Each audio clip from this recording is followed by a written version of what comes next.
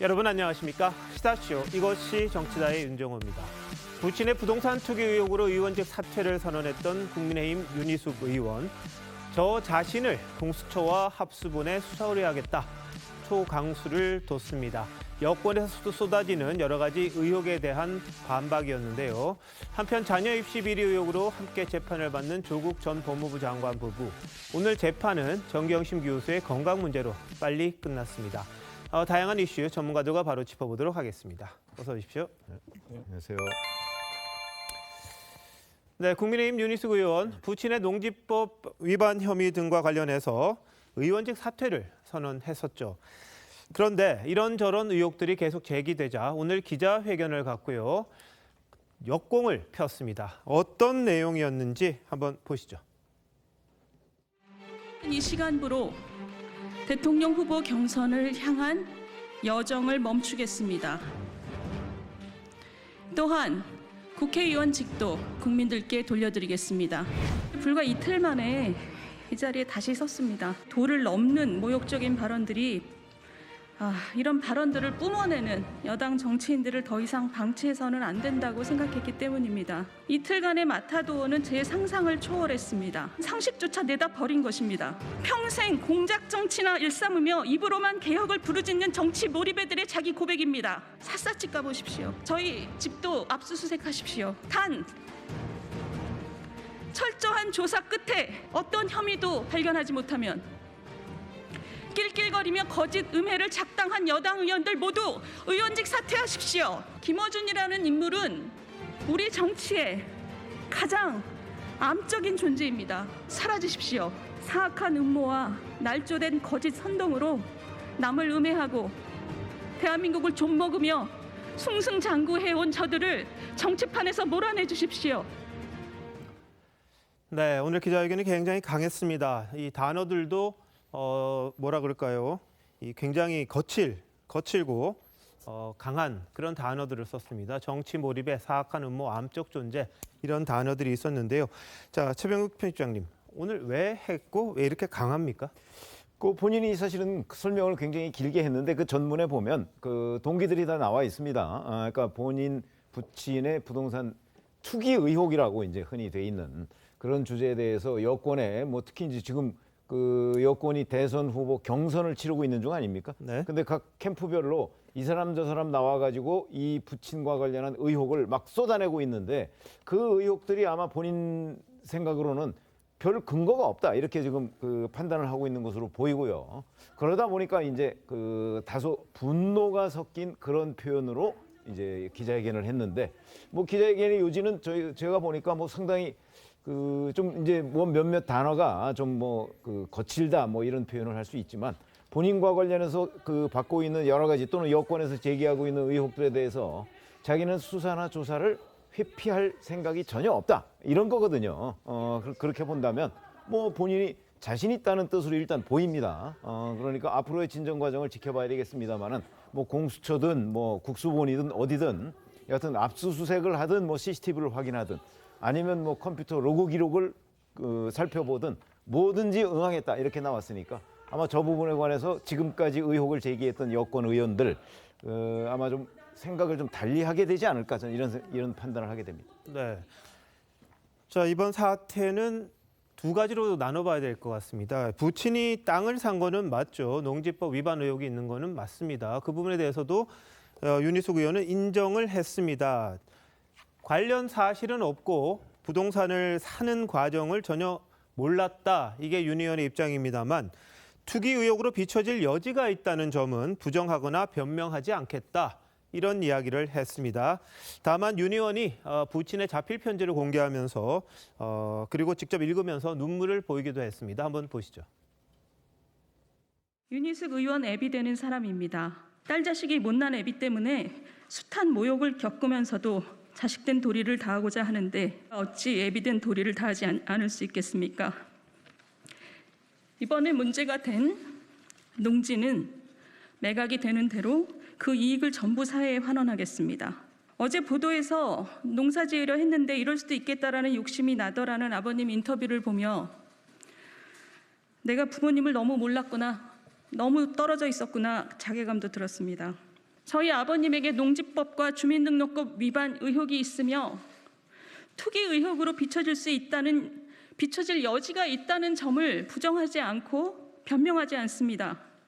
저희 아버님은 성실히 조사를 받고 그 결과에 따라 적법한 책임을 지실 것이며 저는 어떤 법적 처분이 있든 그 옆을 지킬 것입니다. 네, 김관익 교수님 어떻게 들으셨습니까?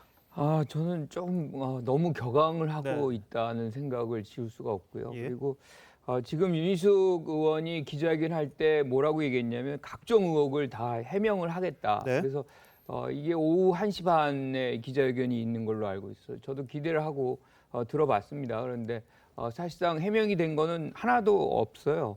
일종의 이제 적반하장의 어떤 얘기들이 나오고 있습니다. 지금 조금 1차 기자회견하고 바뀐 거 하나는 딱 이거예요. 네. 그때는 권익위 조사 결과를 뭐라고 얘기했냐면 우스꽝스러운 조사 결과. 그러니까 완전히 부인했던 겁니다. 네. 오늘은 농지법 주민등록법 위반, 뭐 투기성 이 정도만을 이제 좀 수용하는 인정하는 듯한 걸로 이제 변화가 된 거죠. 왜 이걸 변화됐는지 그리고 이 부분에 대해서 많은 분들이 사실은 질책을 하고 여기에 비판을 하고 있는데 왜 뭐가 잘못된 건지 뭐가 맡아두었는지 이런 부분들을 정확하게 얘기를 안 해요. 그리고 기본적으로 이 본인의 어떤 법적 사실은 문제를 정치 이슈화하는데 굉장한 능력이 있는 것 같습니다.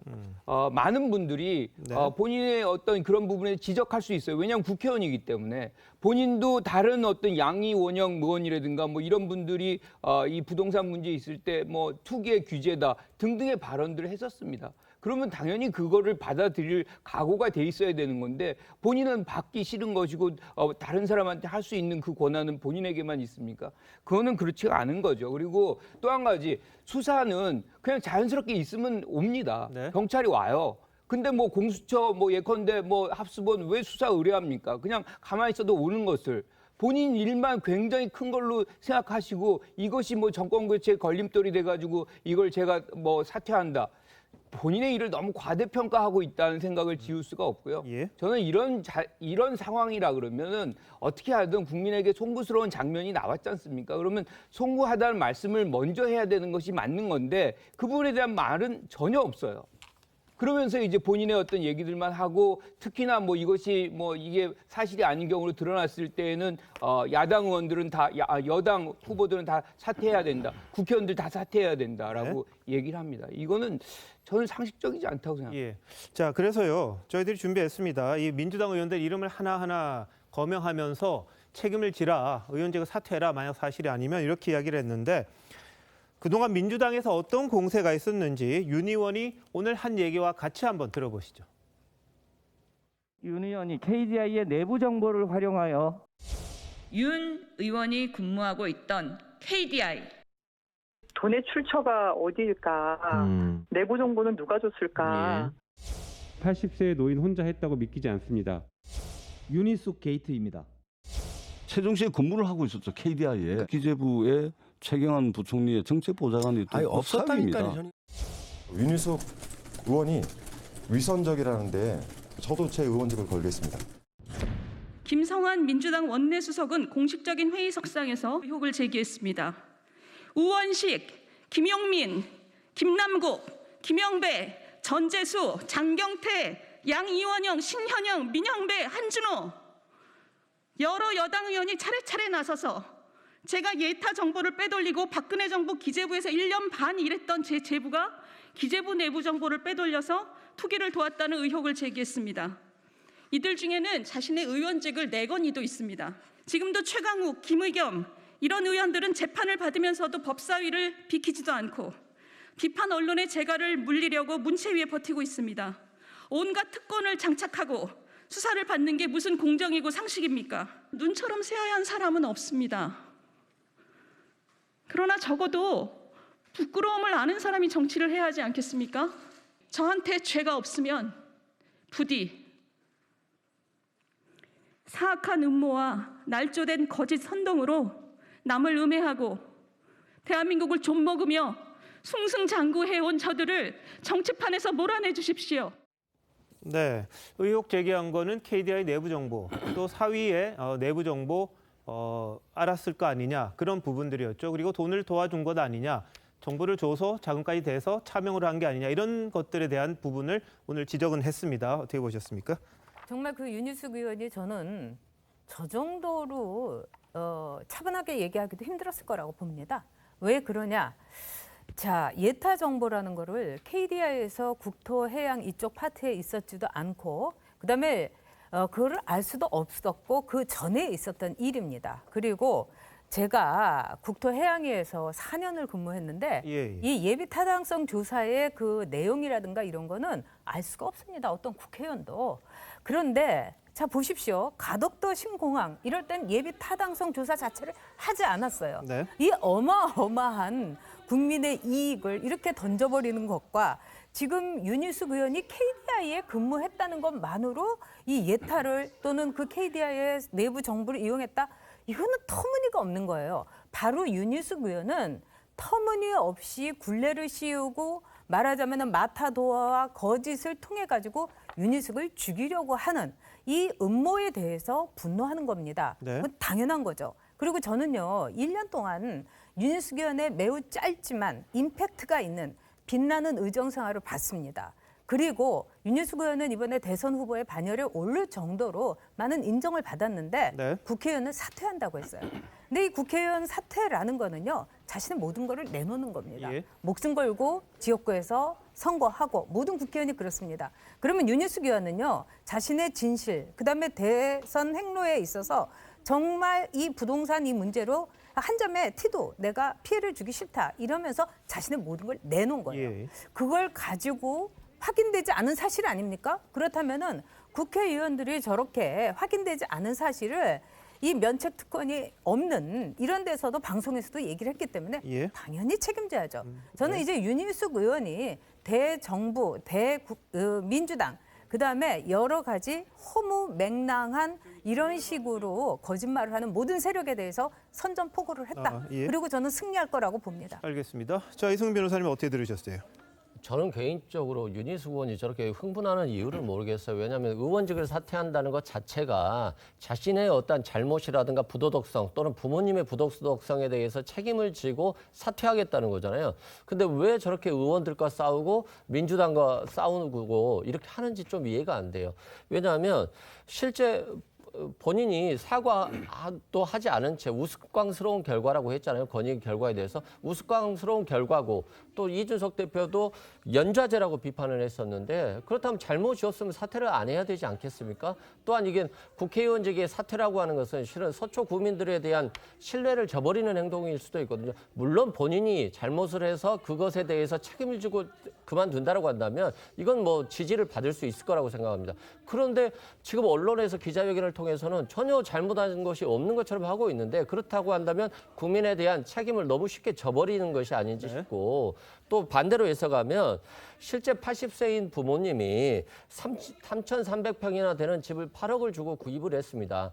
투기 목적이 아니라면 뭐 쌀 7가마니 받았다 또는 1년에 110만 원 받았다 이런 얘기가 지금 언론에서 나오고 있는데 그것 받으려고 투자를 했겠습니까? 저는 그렇지 않다고 생각하고 김의겸 의원도 흑석 김의겸이라고 비판을 받고 있어요. 개인적으로 저는 불법적인 일을 안 했다고 생각해요. 이미 시공사까지 선정된 어떤 상가를 구입했기 때문에 전혀 불법성이 없다고 보여져요. 그럼에도 불구하고 지금 흑석 김의겸이라고 조롱을 받고 있어요. 그게 또 국민의힘이고 윤희석 의원도 그런 식으로 주장을 했었습니다. 그렇다고 한다면 이 부분에 있어서 도덕적 책임을 지고 사퇴를 했다라고 한다면 최소한 상대를 비난하는 것보다 자신의 자세를 좀 되돌아보는 게 중요한 게 아닌가 싶습니다. 네, 알겠습니다. 서 변호사님 어떻게 보세요?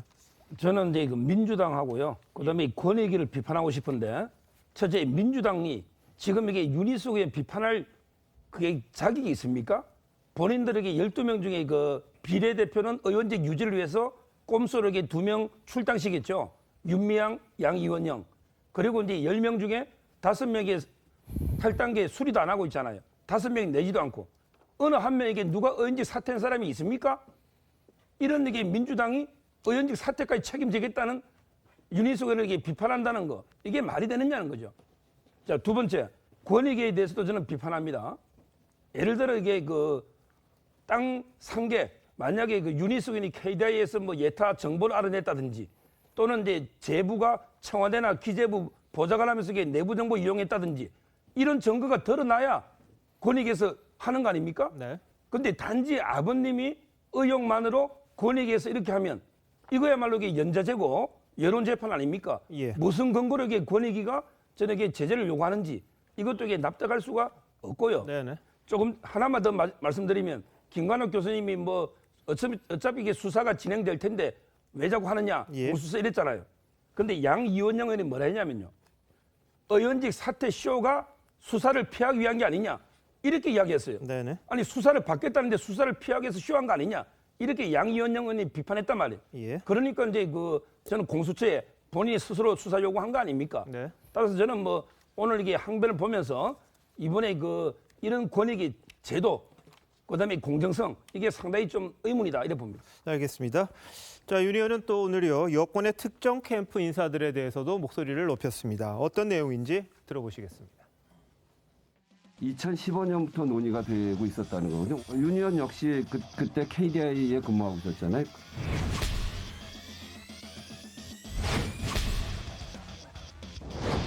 이재명 캠프의 선거대책위원장인 우원식 의원, 수행실장 김남국 의원, 이재명 캠프 남영희 대변인이 음해에 가장 앞장선 것은 무엇 때문입니까?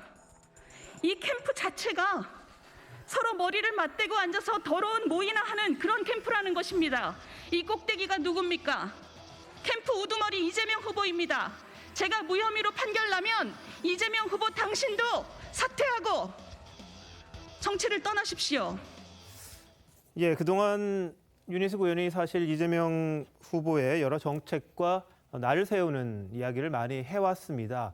그걸 염두에 두고 한 건지 모르겠습니다만 최병규 편집장님, 특히 이 이재명 캠프를 언급한 이유가 있을까요? 아니 그거는 이재명 캠프에 있는 조금 아까 이름을 쭉 나열을 했잖아요. 네네.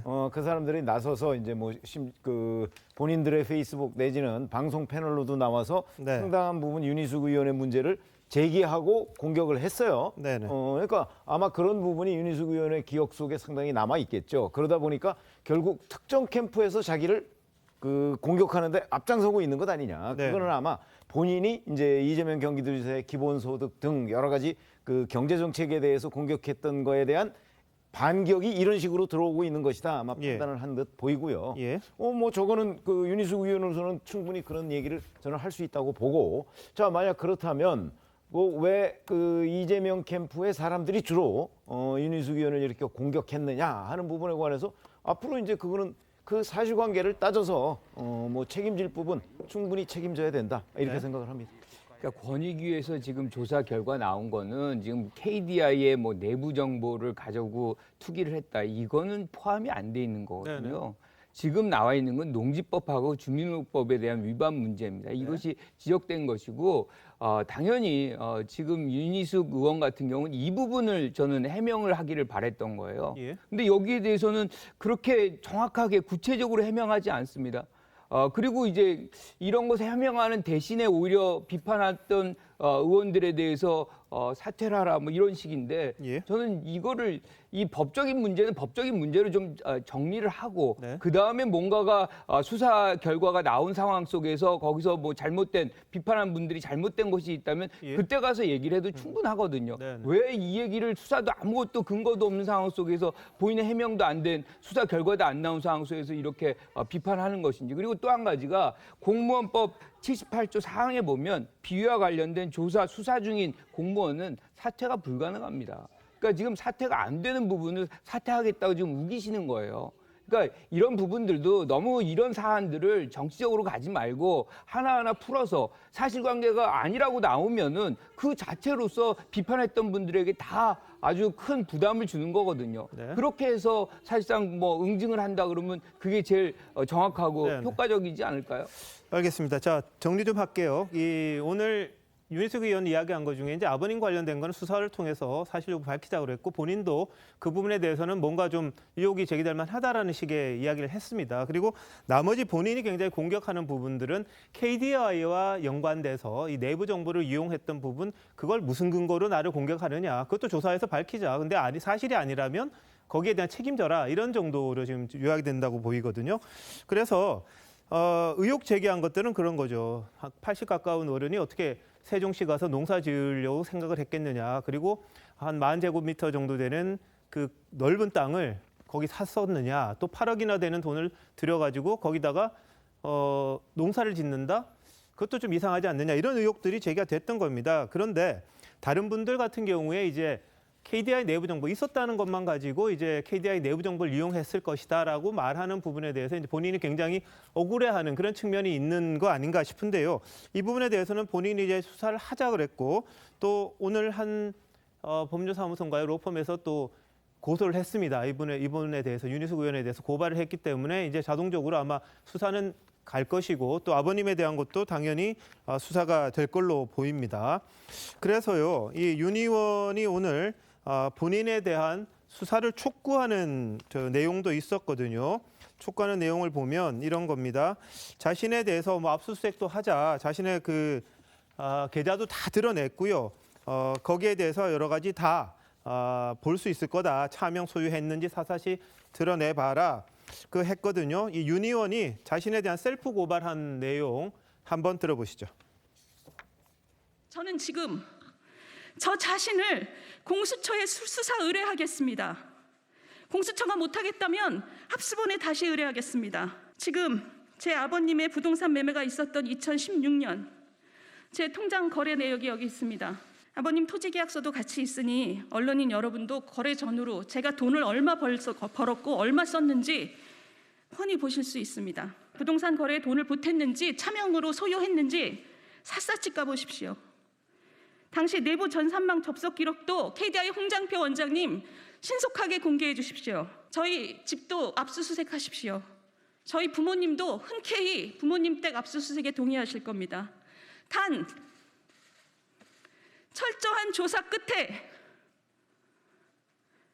어떤 혐의도 발견하지 못하면 낄낄거리며 거짓 음해를 작당한 여당 의원들 모두 의원직 사퇴하십시오.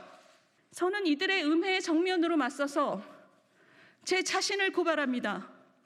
제 자신을 벌거벗겨서 조사받겠습니다. 네, 전혜옥 의원님 어떻게 들으셨어요? 뭐 저 상태를 보면은 윤희숙 의원이 얼마나 저는 이성적으로 대처를 했다고 생각을 합니다. 네. 뭐 보통 사람 같으면 펄펄 뛰었을 사안이라고 봅니다. 자, 윤희숙 의원이 부동산 문제에 이렇게 권익위에서 아버님의 문제로 나왔다. 그러면은 나는 폐를 끼치지 않겠어 사퇴를 하겠다 이렇게 얘기한 거예요. 그러면은 자, 윤희숙 의원이 거기에 대해서 경찰이라든가 또는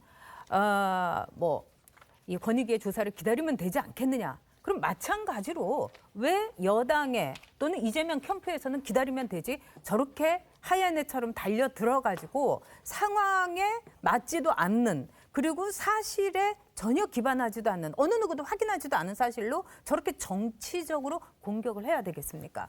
바로 저거는 정치적인 공격이고 이재명 저격수로서 가장 두려웠던 윤희숙 의원에 대한 정치적인 저는 이 살인이라고 생각합니다.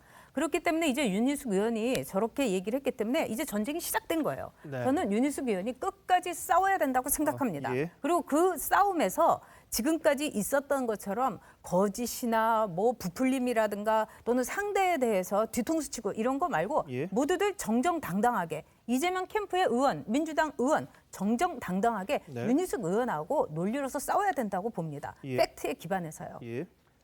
저는 이제 민주당이나 조금 전에 그 김관옥 교수님도 말씀하셨는데 뭔가 이게 수사를 받고 있을 때는 사퇴는 안 된다. 네네. 그래서 이게 민주당에도 이게 부결표를 던진다. 뭐 이런 이게 뉴스가 있는데요. 이거는 정말 이게 저는 잘못됐다고 봅니다. 그 두 가지인 게 첫째는 이제 그 본인이 뭐 범죄 혐의가 구체적이고 객관적으로 있어서 수사 중일 때 이때 이게 적용되는 조항이에요. 근데 제가 보기에 윤희숙 의원은 아버님은 뭐 주민등록법이나 농지법에 의혹이 있을지 모르지만 아직까지 이게 본인의 의혹이 구체적으로 객관적으로 드러나는 거 없잖아요. 즉 KDI든 뭐 아무것도 없지 않습니까? 이런 상태를 가지고 사직 수립 못하는 어떤 수사 중이다. 이렇게 판단이 어렵고요. 그다음에 두 번째로 이 조항은 공무원들이 수사 중일 때 기소가 되면 파면이나 해임이 되는데 네. 만약에 사직서 수리해버리면 연금도 받고 다 하잖아요. 예. 이걸 이게 막기 위한 조항이에요. 네. 근데 국회의원은 사직이 최고 책임입니다. 국회의원이 뭐 연금이 있습니까? 사직이 최고 책임이에요.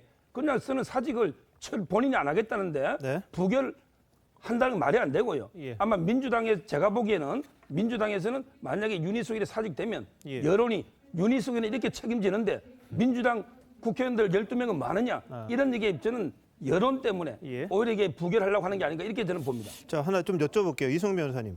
국회의원 자격을 가지고 고발당해서 수사받는 것, 그리고 국회의원 자격을 놓고 수사받는 것, 어느 게 더 낫습니까? 실질적으로 과거 같으면 국회의원직을 가지고 수사를 받을 경우에는 수사를 늦게 지연시킨다거나 또는 체포동의안이 표결이 필요하기 때문에 굉장히 국회의원으로서 수사받는 게 굉장히 좋은 위치에 있었죠. 네. 그렇지만 사회가 많이 바뀌면서 국민들의 눈높이가 높아졌고 오히려 국회의원일 경우에는 더 빨리 수사를 받아야 되고 네. 수사가 더 신속히 이루어진다는 점에서 요즘에는 이제 유불리는 없는 것 같습니다. 그럼에도 불구하고 지금 윤희숙 의원에 대해서 저는 개인적으로는 사퇴 결정을 한 건 굉장히 좋은 결정이었다고 생각을 해요. 그런데 왜 자꾸 자신이 잘못이 없으면서 사퇴한다라고 하고 그 사퇴에 대해서 의혹을 제기하는 의원들을 상대로 내 의혹이 틀리면은 본인들이 사퇴하라고 하고 있거든요. 이건 이해할 수 없고 이건 마치 상대방에게 자신에 대한 의혹 제기를 하지 말라고 강요하는 것으로 보여질 수 있어서 네. 굉장히 저는 이런 태도에 대해서는 부적절하다고 생각하고 예. 의혹 제기가 꼭 여당에서만 있는 게 아니라 언론에서도 이루어지고 있거든요. 실제 세종에서 거주하면서 자신이 KDI에 근무를 했었고 근무하는 기간에 아버지가 부동산을 매입했고 그 아버지의 나이는 80세이단 말입니다. 그렇다고 한다면 당연히 딸이 몰랐지 않았을 것이다 라고 하는 합리적 의혹 제기가 네. 가능하거든요. 그런 측면에서 자신에게 대한 제기된 의혹에 대해서 비판하고 그 사람들에 대해서 사퇴를 요구하는 것은 저는 굉장히 자신의 어떤 사퇴의 명분을 잃어버리는 예. 잘못된 행동이라고 생각합니다. 네. 지금 80세 노인 자꾸 이렇게 말씀을 하시는데요. 이거는 너무나 이 민주당 쪽의 논리인 것 같아요. 유시민 씨가 60이 넘은 뇌가 썩는다고 했는데 저 지금 60 넘었는데 뭐 창창합니다. 그리고 요즘 80세인 분들요. 예. 굉장히 활발한 경제활동 하고 계세요. 자, 그런데 국회의원이 자기 자신의 그 국회의원직을 내놓는다는 것, 사직한다는 거는 대단한 겁니다. 그리고 세상이 안 변했어요. 그럼 왜 김의겸 의원은 아직도 그 자리에 청와대 대변인데 자기 입으로는 집 팔아야 된다, 집값 내려간다 하면서도 그거 끝나자마자 얼른 가갖고 대출 받고 이래가지고 흑석 선생에서 우면 선생까지 되지 않았습니까? 자, 그런데 그분은 국회의원이 아닌데도 또 국회의원 자리를 또 받기까지 했어요. 자, 그다음에 윤미향 의원. 7년 동안 유령 직원을 등재시켜갖고 나라 돈 빼먹었죠. 거기다가 이 종군 위안부 할머니들 정말 40년에 걸친 거의 그 세월 동안 이 등골에다가 말하자면 파이프를 꽂은 거 아닙니까? 그런데도 국회의원직을 사퇴를 하지 않아요. 그런데 윤희숙 의원은 국회의원직 사퇴했습니다. 자, 이것만 한번 봐도 얘기 끝나는 거예요. 뭘 더 얘기를 합니까? 그리고 이 변호사님께서는요. 첫 번째 윤희숙 의원이 사퇴 그 의견을 낸 사퇴 결정문을 한번 읽어보시면 자신이 왜 사퇴를 하게 됐는가가 자세히 나옵니다. 요즘 보면 아예 안 읽는 것 같아요. 상대방의 얘기는 안 듣고요. 우리 서로 듣자고. 예, 알겠습니다. 자, 유명 의원 건은 아직 이제 재판 진행이 돼야 되고 지금 수사가 계속되는 상황이니까 그 사실 여부를 좀 더 본 다음에 말씀을 하는 게 좀 옳다 싶은 생각이 좀 듭니다. 지금 뭐 여러 가지 의혹은 있습니다만 윤미향 의원도 자신의 그 반론권이 있고 본인은 그렇게 한 적이 없다고 이야기하는 부분이 있으니까 양측 이야기를 같이 한번 들어봐야 된다는 생각이 좀 들고요.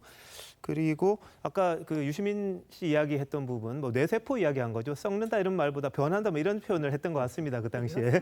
예. 분명히 네. 뭐 어딘 기억하는데. 자, 근데 물론 이제 윤미향 의원과 지금 윤희숙 의원을 단순하게 비교하기는 어렵지만 우리가 쉽게 생각해서 이럴 수는 있습니다. 윤미향 의원은 본인이 받고 있는 의혹이에요. 그렇죠? 지금 윤희숙 의원은 본인이 받고 있다기보다는 본인의 부친이 받고 있는 의혹인데 그럼에도 불구하고 의원직 사퇴라는 카드를 던졌단 말이죠. 단순하게 비교한다면 윤미향 의원은 그거보다 훨씬 더 심각한 정도의 책임을 지금 이 상태에서 저는 져야 된다고 생각하는데 네. 물론 그거는 개인적 판단의 문제는 있을 수 있어요. 그런데 예를 들어서 이제 윤희숙 의원이 이제 KDI에 있을 때 정보를 가지고 그 부친한테 알려줘서 부친이 거기에 가서 부동산 투기를 한 것 아니냐 뭐 이런 지적에 대해서는 예. 사실은 윤 의원이 좀 화가 날 만도 하다고 저는 생각을 하는 것이 왜냐하면 이게 사실관계하고 잘 맞지 않아요. 그게 무슨 얘기냐면 KDI에서 윤희숙 의원이 맡고 있는 분야는 예비 타당성 조사를 하는 그런 별도 팀과는 완전히 다른 겁니다. 그렇죠? 그거는 뭐 우리가 다 확인할 수 있고요. 예. 그러면 그 윤희숙 의원이 지금 그러면 본인이 혹시 그 팀에 그 로그인해서 들어가서 개발 정보나 뭐 예비 타당성 조사할 때 그때 여러 가지 정보들을 알 수 있었느냐는데 잘 아시다시피 그 팀은 보안 이런 것들이 굉장히 강조되는 팀이고요. 예. 그러니까 알기가 현실적으로 어려운 부분이 있고 그러면 적어도 그런 KDI의 다른 부서에 근무했다는 것만 가지고서 윤희숙 의원을 지금 몰아세우기에는 근거가 없다 이렇게 예. 보여지고 거기서 KDI에서 예비 타당성 조사를 했던 것은 2019년이에요. 네. 잘 아시다시피. 예. 그런데 이 땅을 산 거는 2016년입니다. 네. 자 그러면 2019년에 예비 타당성 조사에 관한 그 비밀 정보를 가지고서 2016년에 땅을 샀다는 거는 얘기가 안 되죠 일단. 그렇죠? 몇 년 전에 땅을 샀는데 그런 점에서 본다면 물론 뭐 의혹을 충분히 합리적으로 저는 제기할 수 있다고 봅니다. 그러나 기본적인 사실관계는 맞는 상태에서 뭔가 근거를 대고서 의혹에 대해서 해명하라고 하는 것이 맞는 것이지 지금 뭐 전혀 그 앞뒤가 맞지 않는 걸 가지고 해명을 하라고 이렇게 얘기하는 거는 그거는 그야말로 정치적 공세에 불과하다. 해명을 하라는 거는 지금 권익위 조사 결과를 해명하라는 겁니다. 대부분의 사람들은. 지금 일부의 의원들이 뭐 KDI에서 내부 정보 갖고서 한 거 아니냐 뭐 이런 얘기를 하지만 그건 아직 뭐 조사도 안 나온 것이고 아무런 수사도 진행이 안 된 거예요. 그러니까 진짜 말 그대로 의혹 제기인 것이고 조사가 권익위에서 이루어진 부분이 있으니까 그 부분을 좀 명확히 하라는 얘기인데 그것도 지금 안 하고 있지 않습니까? 그리고 어느 누구도 지금 이 윤희숙 의원에게 의원직 사퇴하라는 사람은 아무도 없었어요. 본인이 한 겁니다. 지금 다 만류하고 있잖아요. 왜 만류하느냐? 사실관계가 완전히 규명이 되고 의원직 사퇴를 해도 충분하거든요. 왜 이렇게 갑자기 합니까? 그러니까 오히려 이게 당혹스러운 거예요. 그러니까 여야 가리지 않고 다 지금 의원직 사퇴하지 말란 얘기죠. 아까 윤미향 의원, 김의겸 의원 얘기했는데 그분들 그렇게 해서 지탄 받지 않습니까? 그리고 김의겸 의원 같은 경우도 의원으로서 지금 뭐 여러 가지 혜택 받은 것 다시 조사 권익위가 지금 합수본에 수사 의뢰했잖아요. 다 뭐 국회의원이라도 다 이렇게 됩니다. 그리고 아까 국회의원이 자리 내려놓는 것이 굉장히 중요하고 하다. 뭐 우리가 알다시피 국회의원 하루만 해도 200만 원 넘게 연금 받지 않습니까? 그런 거 아니에요? 없습니다. 아니, 예, 절대로 연금 받는 거 없습니다. 잘못하신 거 오늘 예, 지금 잘못 아신 얘기를 많이 하시네요. 네, 오해가 있는데 자, 그런 건 어쨌든 없습니다. 네. 제가 알기로는 그랬었는데 예, 제가 예. 확인해 보겠습니다. 없습니다. 그리고 네. 저는 윤희숙 의원의 이제 가장 중요한 부분이 뭐냐면 책임지는 것이 곧 자기 정치다. 뭐 이렇게 얘기를 하고 있잖아요. 예. 그거 굉장히 전 좋다고 봐요. 그러면 뭐를 책임을 져야 되는지를 확인하고 그리고 이제 책임을 지는 것이 맞는 것인데 지금 책임지는 내용은 사실상 얘기를 안 하고 있습니다. 그러면서 사퇴라는 책임을 하고 있어요. 그러면 그 안에 책임을 지는 내용이 곧 우리한테 이해가 가야 되는 거 아닙니까? 그러면 아버지의 뭐 예컨대 농지법 위반이든 뭐 등등의 것들을 얘기하면서 본인이 책임을 지는 자세를 해야만 우리가 이래서 책임을 지고 사퇴를 하는구나라고 이해를 하는 거 아닙니까? 알겠습니다. 오늘 기자회견 내용을 보면 이제 아버님 건에 대해서는 이제 수사 철저히 해가지고 법대로 따르겠다고 이야기는 한 부분이 있습니다. 근데 본인이 자세한 내용을 모르기 때문에 그 계좌라든지 계약서라든지 이런 것들 돈이 오고 간 것들 모두 다 이렇게 공개를 하고 다 봐라 압수수색도 좋다 뭐 다 해라 이렇게 이야기를 한 겁니다. 거기에 대해서는 만약 결과가 나오면 윤희숙 의원이 또 책임이 져야 될 거고 그거는 그거고 본인이 그럼 이 논을 사는데 관련이 있었느냐 없었느냐 그 부분에 대해서는 굉장히 자신이 지금 반발을 하는 그런 상황인데 자 차익에 대해서 또 지적을 했어요. 이 김어준 씨가 라디오 방송에서 윤 의원 관련 건을 이야기를 했습니다. 뭐라고 그랬고 윤 의원이 또 뭐라고 했는지 한번 보시죠. 부친 농지법 위반에 대해서 누구한테 분노하는 거예요? 누가 땅을 강제로 사라고 한 게 아니잖아요. 지금 땅 시세가 어제 현지 부동산 몇 군데 통해서 확인한 바로는 호가가 150에서 165 정도 돼요. 호가 150으로 계산하면 시세 차익이 30억이 넘습니다. 친정 아버님 독립가게 이런 표현을 들으면 친정과 돈 문제가 상당히 분리되죠. 그런 인상을 주려고 일부러 저는 이런 표현을 쓴 게 아닌가. 싱글인데 누가 자신의 아버지를 친정 아버님이라고 합니까? 이런 표현도 매우 계산된 기만적인 표현이다. 납득이 안 간다. 방송인 김어준 씨, 저희 아버지 땅의 가격이 2배 정도 올랐다고 하는데 당신은 무슨 근거로 무려 6배가 올랐다면서 30억 시세 차익이란 말을 유포시키고 여론을 조작하고 있습니까? 페로가모에 이어서 이번엔 30억입니까? 국민 여러분, 김어준이라는 인물은 우리 정치의 가장 암적인 존재입니다. 공적인 영역에서 사라지십시오. 예. 자, 이 김어준 씨가 이제 어제 방송에서 그랬었죠. 이 시세 차익이 한 30억 될 거다. 이 호가를 가지고 이제 이야기를 한 건데, 호가와 실제 이 거래가는 또 다를 수 있다 이런 말도 덧붙이긴 했습니다만 이 30억 원이라는 수치를 썼습니다. 거기에 대해서 이제 윤희숙 의원이 상당히 반발하고 있는 거고요. 예전 이 서울시장 보궐선거 때 오세훈 시장이 개발되는 땅에 갔었다 말았다 이걸 가지고 생태탕집 주인들이 출연해서 이 본인의 이야기를 했던 적이 있었죠. 그걸 떠올리면서 이런 부분을 이야기했는데 이 친정아버님 이런 표현에 대해서 좀 논란이 좀 있더라고요. 자, 어떻게 보십니까? 글쎄, 저도 뭐 많은 여성들이 결혼을 예. 하고 나면은 친정아버지라는 말은 굉장히 자연스럽습니다. 그렇기 때문에 이제 시아버님, 친정아버님 이렇게 분리를 하는 거죠. 그리고 뭐 이혼을 했다 하더라도 네. 얼마든지 얘기할 수 있는 거죠. 그렇다면 이런 논리라면은 왜 그 조국은 늘 30이나 넘은 31살이나 된 이 조민 씨를 우리 집 딸 아이, 또 아이라고 합니까? 그걸 가지고 얘기할 수가 있는 거예요. 근데 저는 다른 걸 다 떠나서 김어준 씨가 지금 언론에 나온 것도 한 2배 정도 올랐다고 하는데 6배가 올랐다고 하니까 30억이니까 김어준 씨가 저 땅을 사줘야 됩니다. 그래가지고 지금 나머지 시세 차익에 대해서는 국가에 헌납하겠다고 하지 않습니까? 김어준 씨도 간만에 좋은 일을 하시는 게 어떠실까 권해드리고 싶습니다. 예. 뭐 자산가라고 들었어요. 아이고, 알겠습니다. 자, 김어준 씨가 이제 무슨 근거가 이제 호가를 근거로 이야기를 했습니다만 그러니까 친정 아버님이라고 하는 부분, 그러니까 윤 의원이 본인과 아버지가 이제 좀 멀리 떨어져 있는 듯한 느낌을 주기 위해서 의도적으로 이 단어를 쓴 게 아니냐 이런 지적을 좀 했던 것 같아요. 자, 그런데 이 호가에 대한 부분은 좀 나중에라도 해명을 해야 될 거 아닌가 싶긴 한데 어떻게 보셨습니까? 저는요. 호가라는 거는 이제 그 매도 효과도 있고 매수 효과도 있습니다. 예. 그럼 이게 가진 분은 비싸게 팔려고 내놔 수는 있겠죠. 근데 그게 시장가가 될 수는 없는 거거든요. 결국에 저는 공정하게 우리 공시가라든지 여러 지표가 있지 않습니까? 그렇다면 이제 보통 한 2배 정도 올랐다고 하는데 근데 문제는 그 오른 것도요. 네. 이 샀을 때 2015년에 많이 올랐대요. 그리고 이제 2016년부터 5년 지나니까 예. 지금 이게 현 정권의 부동산 정책 잘못으로 부동산이 오르다 보니 네네. 저는 이게 2배 정도 뭐 오른 예. 거고요. 만약에 저 6배라면 엄청난 차이가 나잖아요. 예. 저 부분 뭐 저는 이게 그 언론 그 중재법 있잖아요. 징벌적 배상 이걸 저는 찬성 안 하기 때문에 5배까지는 배상할 필요 없다 보지만 그러게 저게 가짜 뉴스라면 최소한 이게 희숙 의원이 입은 피해 1배 정도는 손해배상을 해줄 정도로 저는 이게 소송이 붙지 않을까 이래 봅니다. 예.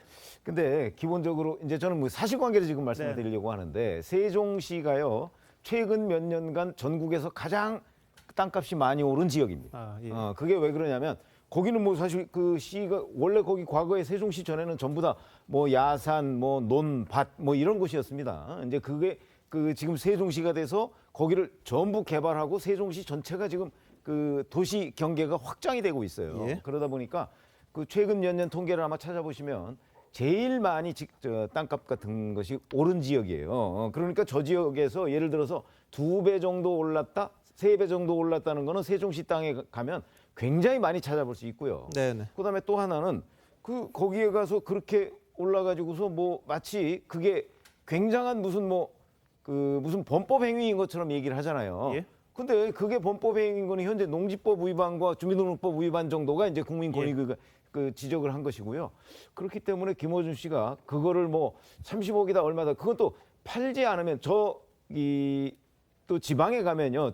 특히 세종시 같은 주변에 가면 잘 아시다시피 거래가 그렇게 활발하게 이루어지는 곳이 아닙니다. 예. 그래서 호가나 시가나 뭐 이 거래가나 이런 것들을 제대로 알기가 굉장히 어려워요. 예. 그래서 지금 제가 알기로는 많은 언론들 저 땅 가격을 보면 그 다수의 언론이 2배 내지 3배가 올랐다 이렇게 표현을 하고 있어요. 그런데 김어준 씨는 지금 6배라고 얘기를 하고 있잖아요. 그 뭐 본인이 어디에서 뭘 어떻게 물어봤는지는 모르겠으나 저 자체가 일반적으로 지금 언론 매체들에서 얘기하고 있는 두세 배보다 훨씬 뻥튀기한 가격이다. 예. 이렇게 봅니다. 알겠습니다. 자, 뭐 현지 이야기를 많이 언론들이 취재를 했습니다. 가봤더니 거기가 농사짓기 굉장히 어려운 지역이다 이렇게 얘기를 했고요. 그래서 이 윤희숙 의원 부친이 직접 농사 짓겠다고 했던 부분에 대한 의혹은 제기가 된 게 사실이고요. 그 부분에 대해서 윤희숙 의원도 사실상 그런 논란이 있다는 거, 그걸 인정을 했던 부분이 있습니다. 그것에 대해서는 이 부친의 뭐 투기나 투자 논란 그 부분에 대한 것들은 이제 법적인 것들을 따져보면 될 거고요. 시세가 오른 부분에 대해서는 세종시 쪽의 부동산에서는 뭐 이런 이야기를 한다고 합니다. 세종시 전체가 오르면서 한 뭐 상승했던 부분은 맞는 것 같다 이렇게 이야기를 한답니다. 이게 특히 몰랐다 이거는 아닌 것 같다는 이야기들이 언론에도 많이 나왔던 것 같습니다. 이번 조사를 해보면 이게 실제로 뭐 법적인 부분을 거쳐서 뭐 투기를 한 건지 아니면 갔더니 뭐 그때 뭐 방 8개 있는 건물을 사러 갔다가 이 투자가 될 것 같아서 샀다 이런 말씀을 했더라고요. 방송에서 이 부친이. 그런 부분을 보면은 이게 단순히 뭐 정말 농사를 지으러 갔다라기보다는 뭔가 투자의 목적을 가지고 이 노를 산 게 아닌가 싶은데 오늘 기자회견에서 윤희숙 의원이 아버지가 직접 쓴 자필 편지를 공개를 했습니다.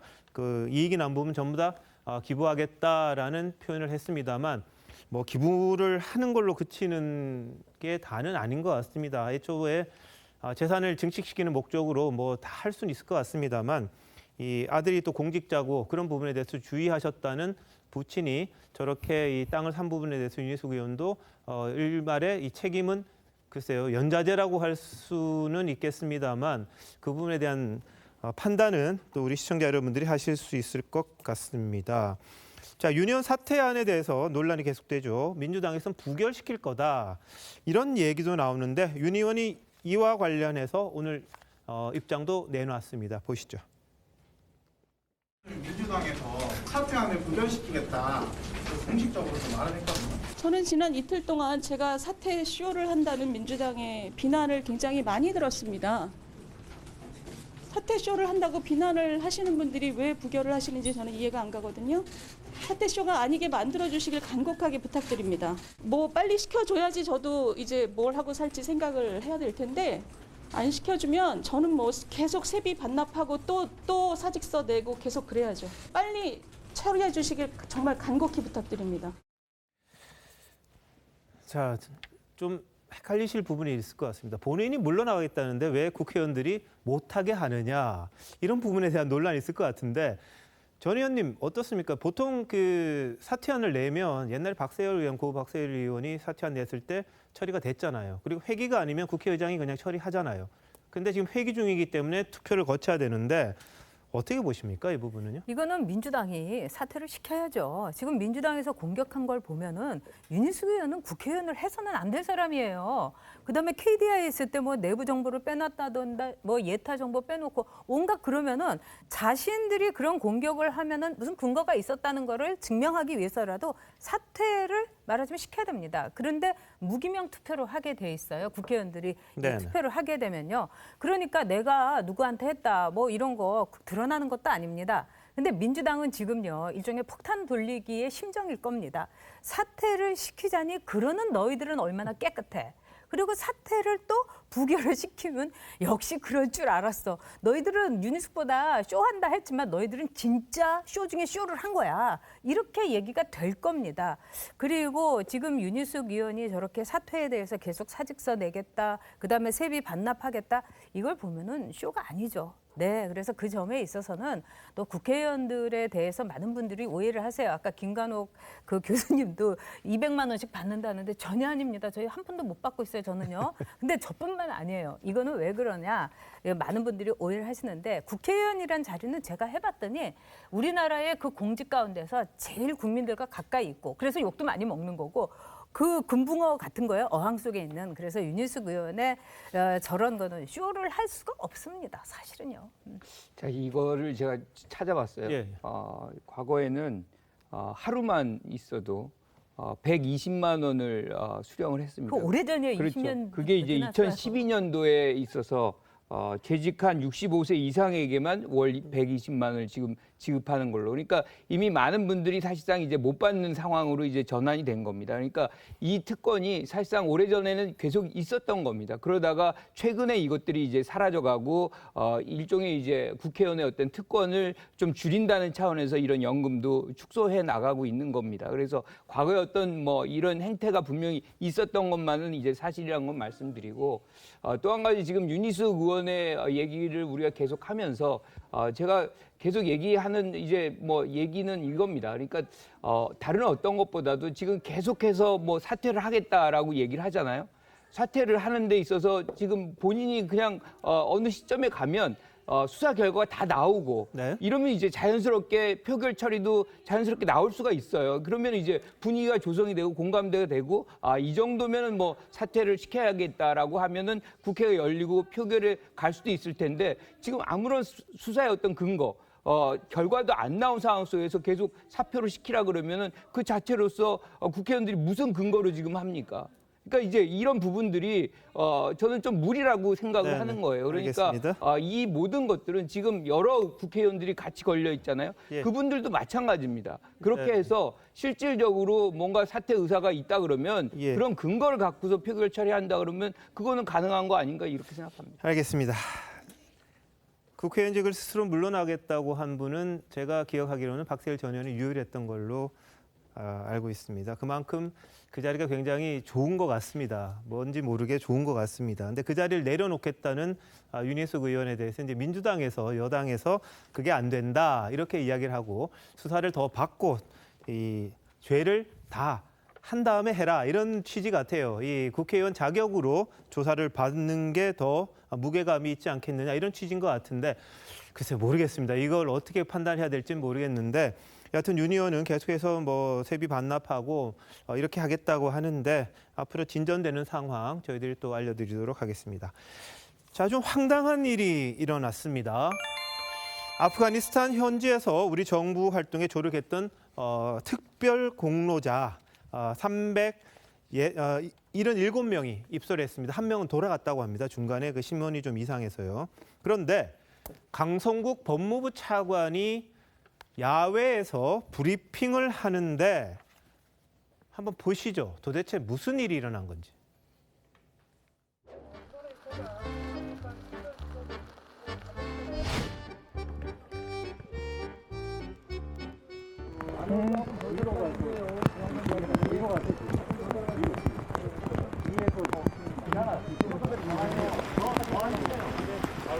예, 어깨 아래로 이제 안 나오겠어요.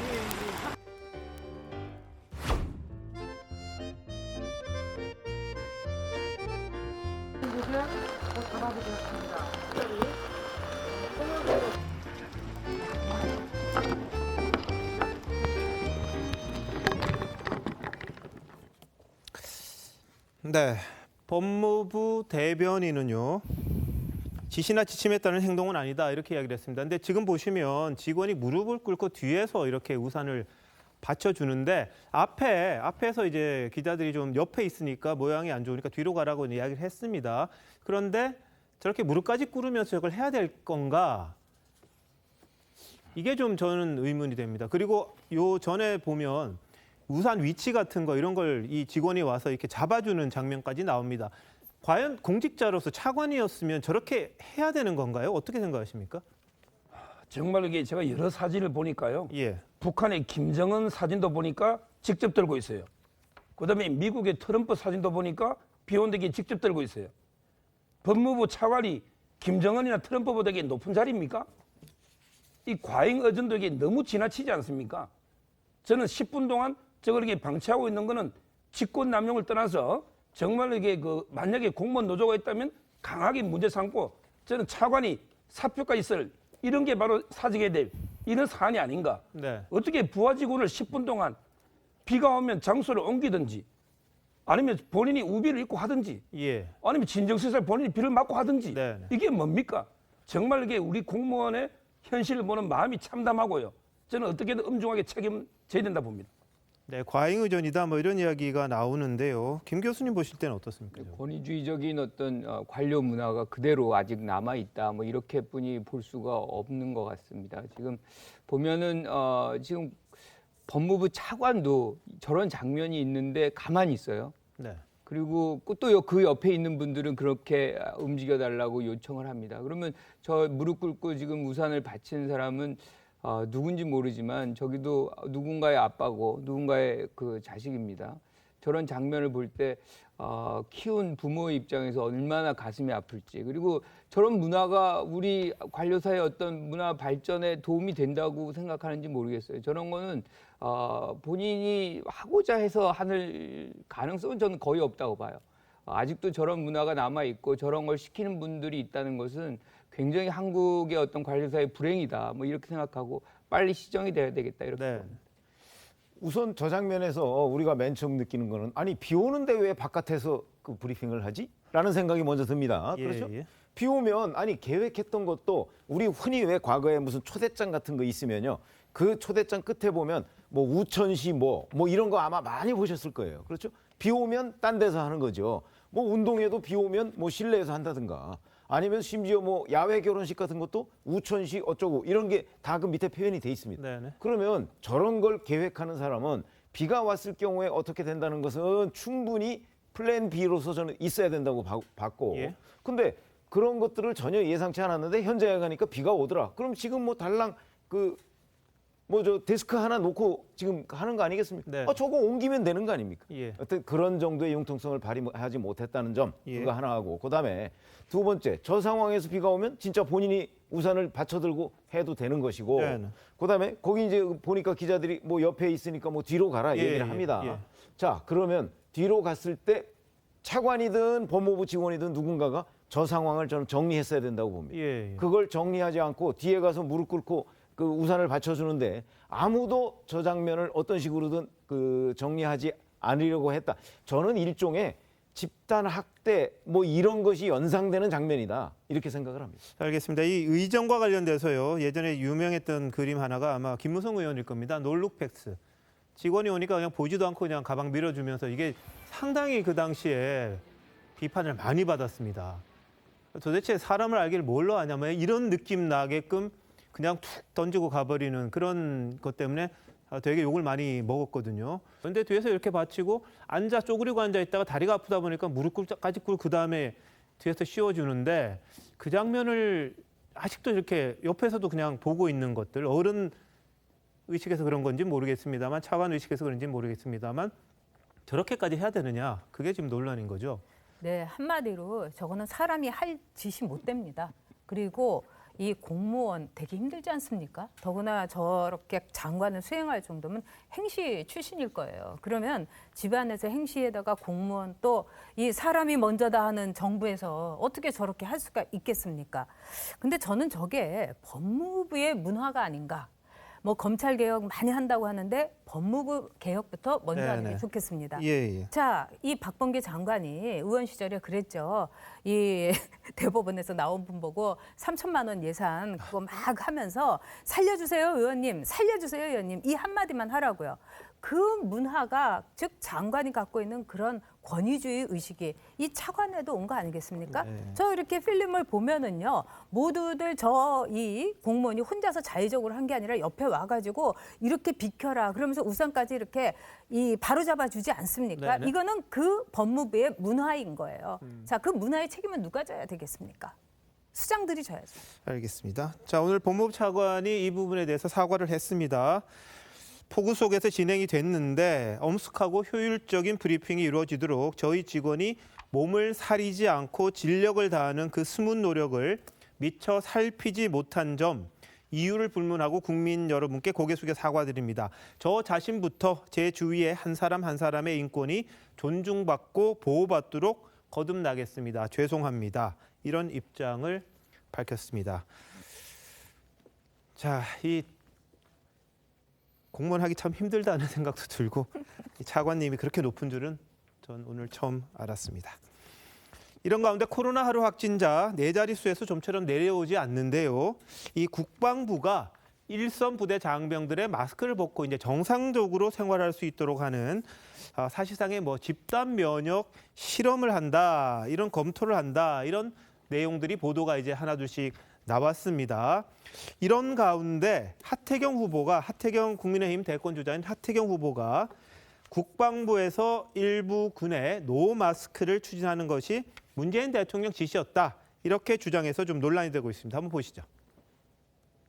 충격적인 제보가 있었습니다. 문 대통령은 집단 면역의 효과, 변이 대응성, 치명률 등에 관한 관찰과 테스트를 할 수 있는 시범 사례이자 연구 사례가 될 수 있으니 방역 당국과 협의하여 추진하라고 정군 지휘관들에게 지시를 했습니다. 국가 안보와 직결되는 병사들의 건강과 안전을 걸고 사실상 생체 실험을 지시한 것은 매우 충격적인 일이 아닐 수 없습니다. 네, 하태경 의원은 이 제보를 받았다고 그러면서요, 이 산하부대 어디를 시범 실시한다, 이런 내용까지 지정부대까지 공개를 했습니다. 이 부분에 대해서 국방부는 사실과는 다르다. 대통령이 이야기한 거는 이제 군이 상당히 면역 체계가 됐을 텐데 정상화에 대한 부분을 이제 언급한 거지 이렇게 지시한 적이 없다, 이렇게 이야기를 하고 있습니다.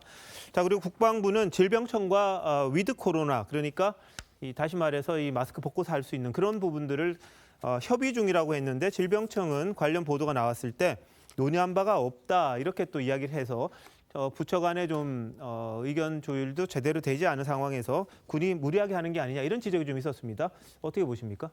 글쎄요, 기본적으로는 사실은 그 청와대 해명이나 이런 걸 봤을 때, 또 국방부의 해명을 봤을 때 어떤 형식으로든 그러니까 하태경 의원이 뭐 표현을 좀 자극적으로 했습니다만은 좀 거칠게 했습니다. 그렇게 네. 한 거는 맞는데 그런 유사한 취지의 지시가 혹시 있었던 것 아닌가? 그런 지시가 없이, 그러니까 활성화 또는 정상화라고 하는 것이 무엇인가?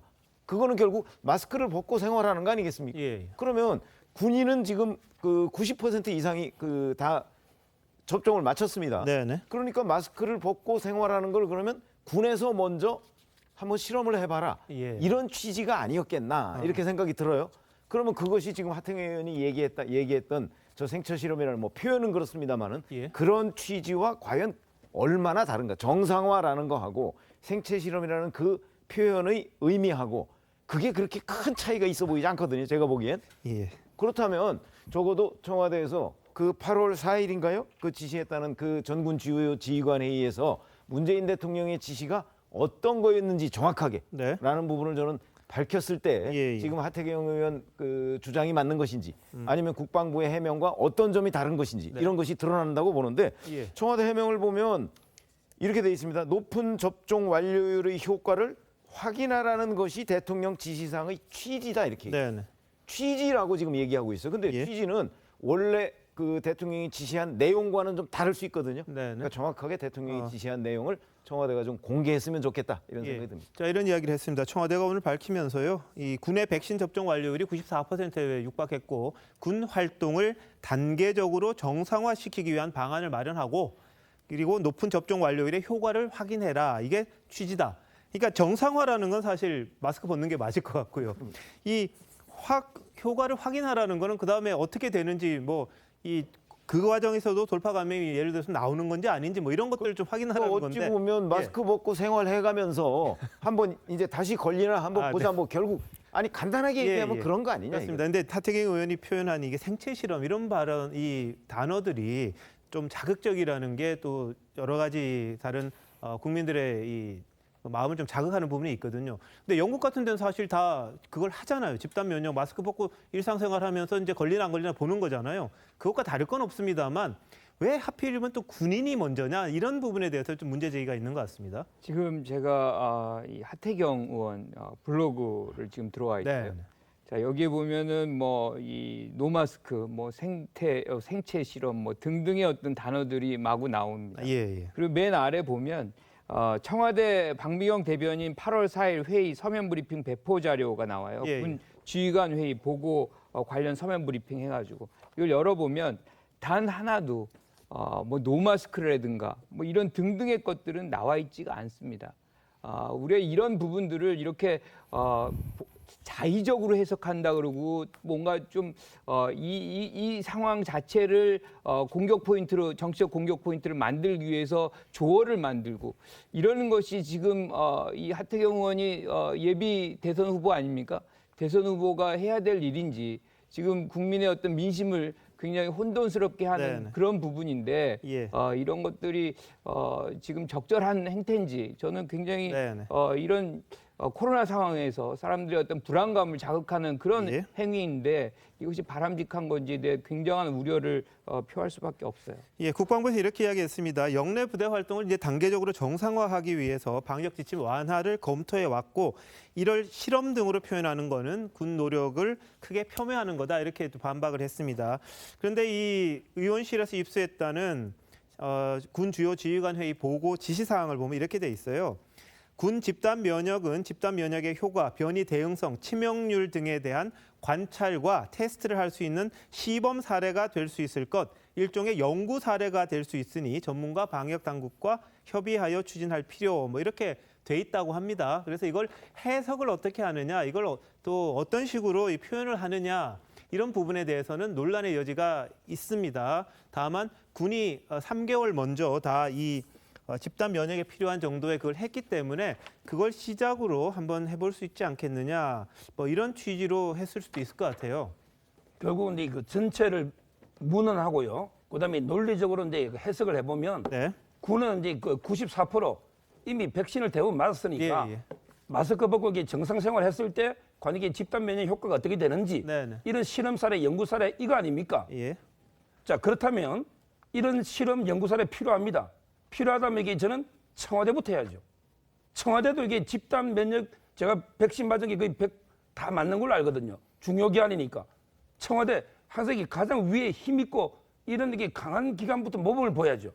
왜 명령이 죽고 사는 군인부터 그 젊은 청년들부터 실험 사례로 만에 하나 실험 사례에서 코로나 걸리면 그 후유증이 얼마나 갑니까? 알겠습니다. 저는 이런 걸 위에서부터 모범을 보여야지 밑으로 떠넘기는 이게 잘못됐다는 거예요. 알겠습니다. 청와대가 다 집단적으로 맞았는지 안 맞는지 그건 제가 확인을 못했습니다. 순방 갈 때는 이제 먼저 맞는 경우가 있었는데 모르겠습니다. 그 부분은 제가 확인이 안 되니까 이 서 변호사님 말씀하시는 거 청와대부터 해라.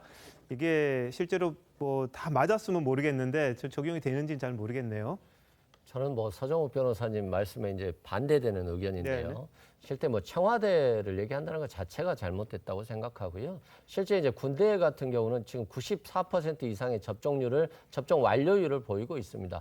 그리고 청년들 같은 경우 특히 20대 같은 경우에는 확진율은 굉장히 높아요. 이 18.2%로 가장 높은 나이대인데 실질적으로 치명률은 0.02%로 가장 낮습니다. 그렇기 때문에 결국엔 집단 면역이 이미 군대에서는 이루어질 수 있는 상황이거든요. 그런 측면에서 군대에 있는 군인들 모두에게 풀어줄 수 있죠. 94%이기 때문에. 그렇지만 만약의 사태를 대비해서 일단 일부 부대부터 풀고 그리고 점점 더 그 부대를 확대하고 그래서 처음에는 실외 마스크를 풀고 실내 마스크를 풀고 이런 식으로 하면서 외출 외박도 가능하게 될 수 있는 거거든요. 그렇기 때문에 이런 걸 생체 실험이라고 주장하는 하태경 의원에 대해서는 저는 굉장히 부적절했고 너무 정치적인 정략적인 목적으로 대통령을 비난하기 위한 목적으로 쓴 게 아닌가 싶고요. 앞으로 이런 식으로 정치인들이 국민들에 대해서 이렇게 굉장히 나쁜 의미로 들릴 수 있는 생체 실험이라고 하는 발언들은 삼가했으면 좋겠습니다. 알겠습니다. 이게 하태경 의원이 그 공개를 한 건 아마 군 내부적으로 이 장병들 사이에서 일종의 불만들이 좀 나온 걸로 보입니다. 그래서 제보가 들어온 것 같고 그걸 이 하태경 의원이 표현하는 과정에서 좀 자극적인 단어를 썼다는 거 그렇게 이해가 됩니다. 여하튼 언젠가는 집단 면역을 해야죠. 해야 되는 부분입니다만 군부터 해야 되느냐 어떻게 할 거냐 그런 부분에 대한 것들을 한번 전문가들이 정말 제대로 논의해서 대안을 좀 내놔야 되지 않겠나 이런 생각이 듭니다. 다음 조국 전 장관 소식입니다. 오늘 재판이 있었습니다. 자녀 입시 비리 재판이었는데요. 오늘은 말을 좀 아꼈습니다. 보시죠. 동생분의 법정 구속에 대한 입장 있으실까요? 오늘은 아무 말씀도 드리지 못하겠습니다. 감사합니다. 이사로 계셨던 학교에서 교직 매매 행위가 인정됐는데 하실 말씀 없습니까? 따님의 입학 취소에 대해서는요. 아내분의 면책에 대해서는요. 네, 동생이 법정 구속이 됐었죠 어제. 그리고 정 교수도 지금 구속이 된 상태고요. 이런저런 것들, 그 딸이 부산의전은 입학 취소 예정이 돼 있고 그런 것들 때문에 오늘은 말을 좀 아꼈습니다. 오늘 공판은 아들입니다. 조 전 장관 아들에 대한 겁니다. 아들에 대해서도 업무방해인데요. 그러니까 고등학교의 이 생활기록부 기록 업무를 방해했다는 혐의입니다. 영재 프로그램 수료증 동양대 그리고 상장을 위조해서 허위로 발급받고 제출했고 이걸 생활기록부에 옮기는 과정에 법적인 문제가 있다. 이런 검찰의 주장이었습니다. 그리고 출결 관리 업무를 방해했다. 이건 뭐냐면 서울대 공익인권법센터 인턴 활동 예정 증명서를 발급받아서 수업을 빠질 수 있게끔 했던 게 출결 관리 업무 방해 이런 죄거든요. 최명훈 편집장님 어떻게 보세요? 글쎄, 저거는 뭐 사실관계로서 지금 그 수사 결과 거의 입증된 장면이라고 봅니다. 그래서 네. 오늘은 이제 당시 고등학교 2학년 때 담임 선생님이 지금 나와서 그 어떠한 것을 제출을 했느냐, 이 학생이, 그러니까 조국 전 장관 아들이 아마 그런 부분에 대한 이제 증언이 있었던 것으로 보이고요. 근데 뭐 대부분 담임 선생님이야 뭐 그 어떻게 알겠습니까? 이게 위조됐는지 여부를. 그러니까 본인은 이제 받았다고 이렇게 제가 언론 보도를 보니까. 그 뭐 인턴 예정 증명서나 뭐 이런 것들을 받아서 자기네 생활기록부에 기록을 했다. 이렇게 보면 네. 그러면은 그 지금 검찰에서 기소했던 내용, 그러니까 그 학교의 업무를 방해했다. 뭐 이런 부분은 저는 거의 인정되는 부분이 아닌가 이런 생각이 들고요. 그 이 재판도 결국 조국 전 장관한테 계속 불리한 국면으로 가고 있는 것 아닌가 이런 생각이 듭니다. 자, 조 전 장관요. 청문회 때 아들의 이 허위 인턴 활동 의혹에 대한 답을 한 적이 있습니다. 그때 문제 제기 그리고 조 전 장관의 답 한번 보시죠. 후보자 아들은 작년에 연세대 정외과 대학원에 입학했습니까? 예, 맞습니다. 2006년도부터 현재까지 서울대 공익인권법센터에서 인턴십을 한 활동 증명서 발급 내역 전체를 봤습니다. 후보자의 아들 거 띄워봐 주세요. 연대 정외과 대학원 갈 때는 입시는 필기 시험을 보았습니다. 아니 저는 그걸 말하는 게 아니라 필기 시험으로 입시를 이 한 서류가 작용을 했나 안 했나 왜 그러면 아드님께서 2017년 10월 달에 이걸 왜 발급받았는지 제가 확인을 해보겠습니다. 저도 확인해서 알려주시고요. 이 서류는 정확한 지금 제가 처음 후보자님, 봐서요. 그러면 후보자의 아들도 한영외고 2학년 때인 2013년 7월 달에서 8월 한 달간 공교롭게 딸이 했다는 공익인권법센터에서 인턴십을 했다는 것입니다. 현재 지금 상황에서 저희 아이가 그러니까 딸 같은 경우는 엄청난 지금 비난을 받고 있습니다. 근데 아들 문제 아니 알겠습니다. 예. 근데 아들 경우도 제가 어떤 정보를 드리기가 곤란한 게 그럼 또 다시 저희 아들에 대한 얘기로 또 확산이 될 것 같습니다. 그 점에서 제가 매우 신중한 자세를 취하고 싶다는 말 양해해 주시기 바랍니다. 네, 아들과 관련된 건 오늘 최강욱 의원에 대한 2심 재판도 열렸습니다. 1심에서 징역형의 집행유예를 선고받았었죠. 허위 인턴 증명서 발급해준 혐의로 그런 결론이 있었는데요. 아들 입시 비리 의혹이 이제 다시 수면 위로 올라왔습니다. 부인, 딸, 동생, 이제 아들까지 조 전 장관 가족들이 상당히 그 뭐 고통스러운 시간을 보내는 것 같은데 이 인턴십은 다 또 업무방해 이런 거죠? 어떤 분에게 제가 옛날에 방송을 봤더니 뭐 표창장은 이게 강남에 가면 몇십만이면 사는데 뭐 이런 이게 이야기하는 분을 제가 방송을 봤는데요. 이거 아닙니다. 법적으로 이게 그 지금 수시 정시가 있잖아요. 근데 생활 기록부의 기재가 엄청나게 당락을 좌우하거든요. 그래서 이거는 상당히 그 이 공정성이 무너져 버리면요. 입시제도 자체가 이게 무너지게 됩니다. 그래서 법원에서도 상당히 엄하게 지금 처벌하고 있고요. 최강욱 의원은 그 로펌에서 실제 그 봉사를 안 했는데 봉사활동 확인서 18시간 있잖아요. 이걸로 의원직 상실형이에요. 일반 범죄도 집행유예면 의원직이 상실됩니다. 선거법은 100만 원이고. 그만큼 이게 법원에서 엄하게 처벌하고 있고요. 실제 그 조국 장관 아들도 제가 보기에 생활기록부 2개가 있는 게 첫째는 이제 동양대 그 영재 그 프로그램 그리고 이제 두 번째가 서울대 인권법센터인데 둘 다 보면 어머니 아버지가 재직하고 있는 이런 이게 학교 아닙니까? 따라서 저는 이 부분이 만약에 유죄가 된다면 상당히 그 정경심 교수 못지않은 이게 중죄로 놓을 수 있는 아주 엄청난 범죄다 이렇게 봅니다. 알겠습니다. 오늘 재판은 이 정경심 피고인이 급성 대장염 등 때문에 몸이 좋지 않다고 해서 한 2시간 만에 빨리 마무리가 되긴 했습니다. 그 조국 전 장관 아들 문제는 아들은 그 입시가 여기 적용이 안 돼요. 왜냐하면 해외 대학을 갔기 때문에 여기서 지금 예컨대 뭐 영재 수료증이라든가 뭐 그다음에 뭐 상장 뭐 이런 것들이 해외 대학에 이제 제출을 했는지 모르겠어요. 거기에도 이제 업무 방해가 적용될지 모르겠지만 지금 여기서 다루는 것은 고교 생활기록부 기록 업무 방해에 대한 해당에 대한 부분이지 입시에 대한 부분은 아니라는 것이고 지금 뭐 어떤 형태로든 지금 정경심 교수 같은 경우는 교수 면직 처리가 됐고요. 지금 동생 같은 경우는 1년에서 3년으로 오히려 형기가 늘었고 지금 딸 같은 경우는 의전원에서 이제 뭐 입학 취소가 됐습니다. 사실상 조국 전 장관의 온 가족은 이제 여기에 어떤 법적인 처벌을 지금 받고 있는 것이죠. 예. 자, 근데 이 아들 관련한 인턴 증명서, 그러니까 청강욱 의원이 있던 변호사로 펌에 있었던 거, 그건 대학원 입학 때 좀 활용이 됐던 부분이 있어서 또 입시 업무 방해 혐의를 받고는 있습니다. 해외 간 건 또 이제 다른 그런 것 같고요.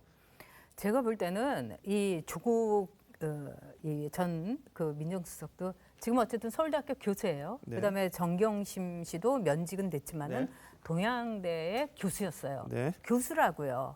그러면은 대학 교수란 사람들은 대학에 들어오려고 하는 학생들의 이 입시가 얼마나 엄중해야 되는지, 그다음에 여기에 위조라든가 또는 거짓 서류가 있어서는 안 된다는 거, 이걸 알 겁니다. 오히려 우리 같은 일반인이라 이런 사람보다도 더 명확하게 가리고 알 거예요. 그런데 이게 뭐 내부 정보 어쩌고 저쩌고 이걸 떠나갖고 그 교수들이 위조를 하고 그다음에 가짜 인턴 증명서를 보내달라고 하니까 최강욱 씨는 이게 입시에 도움이 되기를 바란다 이렇게 한 거예요. 이걸 어떻게 설명을 하겠습니까? 네네. 대학 교수들이잖아요. 예, 알겠습니다. 자, 조 전 장관은 오늘 딸의 부산대 입학 취소와 관련돼서 이 학교 측이 성적과는 별 무관했다라는 글을 올린 것들을 또 공유를 했고요. 그리고 어제 저희들이 이야기를 했었죠. 모친이 김인국 신부에게 보낸 편지 중에 아드님이 십자가에 못 박혀 돌아가시는 모습을 지켜보며 괴로워하시던 성모님의 마음을 제가 2년 넘도록 체험하며 주님의 은총과 자비를 기도드리며 견디고 있다. 이 말이 들어있었습니다, 편지에. 근데 일부 언론에서 이게 이제 조 전 장관을 뭐 예수에 비유했다 이런 제목들을 뽑은 부분이 있어요. 그것과 관련해서 제 어머니가 보낸 편지에서 아들을 예수라고 비유하신 적이 없다 이런 글을 또 올리고 이 본인에 대한 글들을 다시 좀 몇 개를 올렸습니다. 자, 그래서 이 조 전 장관 가족에 대한 재판들은 계속 진행이 되고 있고 본인에 대한 것들도 이제 조만간 결론이 날 걸로 보이는데요. 이 부분에 대한 우리 사회의 반응이 어떨지, 그 결과에 대해서 그럼 누가 어떻게 판단을 다시 해야 될지 그런 것들이 또 하나의 과제인 듯도 싶습니다. 잠시만요. 대한민국 이슈의 중심, 시사쇼 이것이 정치다. 여기까지입니다. 다음 주 월요일 다시 찾아뵙겠습니다. 고맙습니다.